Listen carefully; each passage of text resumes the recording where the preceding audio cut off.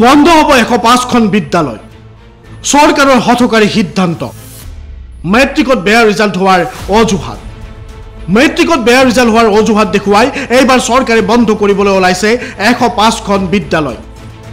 1 এপ্ৰিলৰ পৰা নহ'ব নামভৰ্তি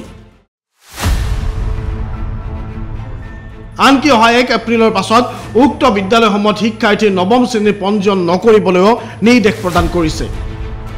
উল্লেখযোগ্য যে 2022 বৰ্ষত হাইস্কুল শিক্ষান্ত আৰু হাই মাদ্ৰাছা পৰীক্ষাত মুঠ 294খন বিদ্যালয়ৰ ফলাফল অতি দুৰ্বল আছিল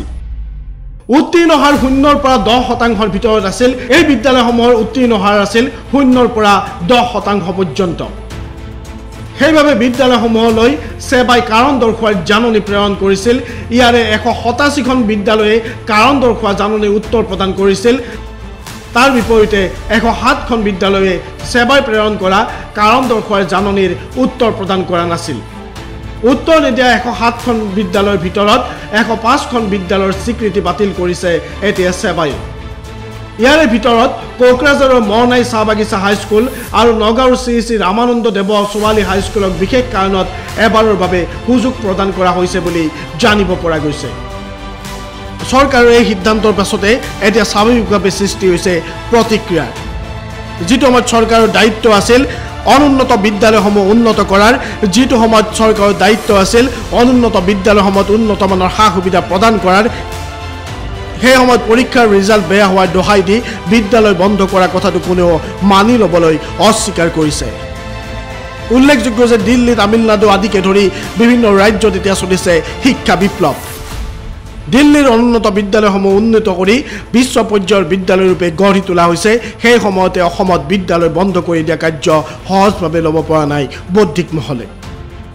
এই বিদ্যালয়সমূহ বহু কষ্টেৰে স্থাপন কৰা হৈছিল এই বিদ্যালয়সমূহৰ আঁৰত আছে একগৰাকী ব্যক্তি বা একাধিক ব্যক্তিৰ শ্ৰম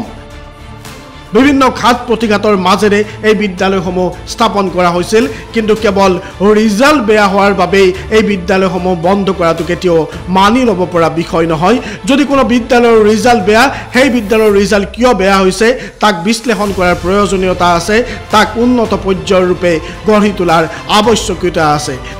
তেনে নকৰি চৰকাৰে যি হঠকাৰী সিদ্ধান্ত লৈছে সেই সিদ্ধান্তক লৈ এতিয়া ৰাজ্যজুৰি প্ৰতিক্ৰিয়াৰ সৃষ্টি হৈছে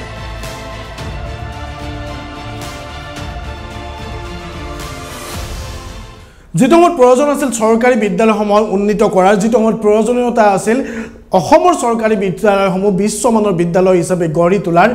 যিটো সময়ত প্ৰয়োজন আছিল দিল্লীত যিদৰে শিক্ষা বিপ্লৱ হৈছে ঠিক সেইদৰে অসমতো শিক্ষা বিপ্লৱৰ সূচনা কৰাৰ ঠিক সেই সময়তে অসমৰ 105খনকৈ বিদ্যালয় বন্ধ কৰি দিয়াৰ সিদ্ধান্ত গ্ৰহণ কৰিছে সেবা আৰু চৰকাৰে চৰকাৰৰ এই সিদ্ধান্তক লৈ ইতিমধ্যে প্ৰতিক্ৰিয়া সৃষ্টি হৈছে বহুতে ক'বলৈ বিচাৰিছে কেৱল হাইস্কুল শিক্ষান্ত পৰীক্ষা অথবা মেট্ৰিক পৰীক্ষাৰ ৰিজাল্টৰ ভিত্তিত একোখন বিদ্যালয় বন্ধ কৰি দিয়াটো কেতিয়াও উচিত কাৰ্য হ'ব নোৱাৰে সময়ে ইয়াৰ সিদ্ধান্ত গ্ৰহণ কৰিব চৰকাৰৰ এই সিদ্ধান্ত কিমান অনুচিত বা কিমান উচিত ধন্যবাদ চাই থাকিব প্ৰাগ নিউজ ডিজিটেল